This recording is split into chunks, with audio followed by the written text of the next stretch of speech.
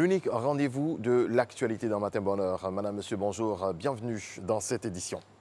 Le Grand Abidjan, isolé du reste du pays. Depuis hier minuit, la circulation de personnes entre la capitale économique, ses environs et l'intérieur du pays est suspendue. Décision prise pour stopper la propagation du coronavirus Covid-19 alors que la Côte d'Ivoire dénombre 25 nouveaux cas, ce qui porte à 165 le nombre de personnes infectées, dont 4 guéris et malheureusement un décès. Le point de la situation avec le ministre de la Santé et de l'Hygiène publique, Dr Eugène Akaoueli.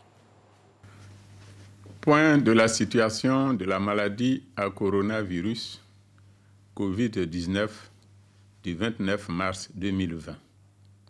Dimanche 29 mars 2020. 25 nouveaux cas d'infection à Covid-19 ont été enregistrés, portant ainsi à 165 le nombre total de cas confirmés et 4 guéris. Nous notons notre premier décès lié à Covid-19. Nous exprimons nos sincères condoléances à la famille éplorée. Le diagnostic de ce cas décédé s'est fait post-mortem. C'est le lieu de rappeler et d'insister qu'il ne faut pas céder à l'automédication dès l'apparition des premiers signes, notamment par la prise de chloroquine ou d'hydroxychloroquine. Cela est très dangereux pour votre santé. Mais plutôt de rester chez vous et de contacter de toute urgence les numéros gratuits suivants, le 143, le 101 et le 125.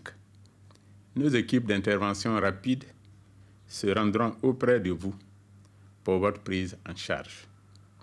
Par ailleurs, relativement aux nouvelles mesures de confinement de la ville d'Abidjan, prévues par le gouvernement, le ministère de la Santé et de l'Hygiène publique a mis en place des équipes de contrôle sanitaire aux différents postes de sortie d'Abidjan. Le nombre de cas confirmés risque d'augmenter de manière significative dans les prochains jours, avec son lot de cas modérés, de cas graves, avec des complications respiratoires et de décès. C'est le lieu d'insister sur l'importance des mesures barrières pour lutter contre la propagation de cette pandémie. Le Covid-19 est une maladie grave, mortelle et très contagieuse.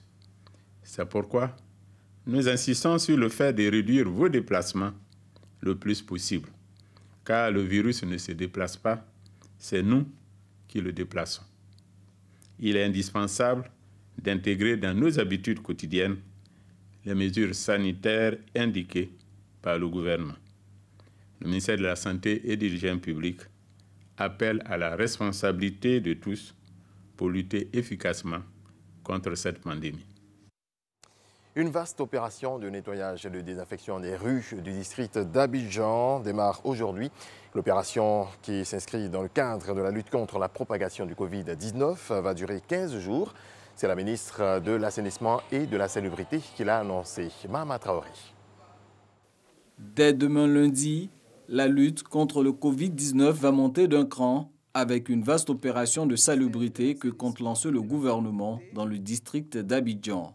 Le ministère de l'Assainissement et de la Salubrité entreprendra une opération de lavage et de désinfection des rues principales ainsi que des rues secondaires dans le district autonome d'Abidjan. Cette opération est prévue pour démarrer demain, lundi, pour une période de 15 jours. Elle concerne les 10 communes d'Abidjan ainsi que les communes d'Anyama, de Songon et de Bingerville. Le ministère de la Santé est en première ligne de ce combat contre le Covid-19. Eugène Akaoueli invite les populations à collaborer avec les équipes sanitaires déployées sur le terrain. Nous demandons donc à la population de réserver un bon accueil aux agents de santé et des forces de l'ordre qui viendront les chercher pour une quarantaine de 14 jours car ces populations étaient exposées au virus. C'est à ce prix que nous allons rompre la chaîne de transmission. Le combat ne se mène pas seulement qu'à Abidjan. En ce qui concerne l'intérieur du pays, l'État met à contribution les comités départementaux de lutte contre les épidémies et les comités départementaux de sécurité. Ces deux organes, supervisés par les préfets de région, doivent veiller à l'application des mesures arrêtées dans le cadre de l'état d'urgence en vue de freiner la propagation du Covid-19. Au-delà des autorités préfectorales, sanitaires, des forces de défense et de sécurité, l'implication de l'ensemble des élus, des leaders communautaires est plus que jamais nécessaire pour faire face à la pandémie. Les présidents de conseils régionaux et les maires sont particulièrement sollicités dans leur circonscription pour apporter tous les appuis et concours nécessaires à l'atteinte de l'objectif du gouvernement qui est de freiner la propagation de la maladie à coronavirus en Côte d'Ivoire. Le ministère de la Solidarité est également à la tâche. Nous menons des activités de sensibilisation à la prévention pour adopter les bons gestes, les gestes qui sauvent, mais nous menons également des activités à la résilience auprès des populations. Nos activités de sensibilisation ont démarré dans les communes d'Abobo, de Yopougon, de Koumassi et vont s'étendre sur l'ensemble du territoire national.